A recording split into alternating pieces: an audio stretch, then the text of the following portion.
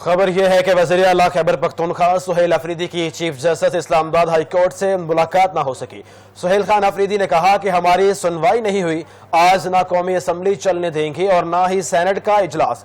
سہیل افریدی نے منگل کو ہائی کورٹ اور اڈیالہ جیل کے باہر اکٹھے ہونے کا بھی اعلان کر دیا کہ وہ اپنے احکامات منوائے، لیکن مجھے پھر کل نہ پورا دن نہ پوری رات اور ابھی جو ہے صبح ہو گئی ہیں، ابھی بھی جو ہے مجھے ملنے کی اجازت نہیں دی گئی اپنے لیڈر اپنے قائد خان صاحب سے ملنے کی۔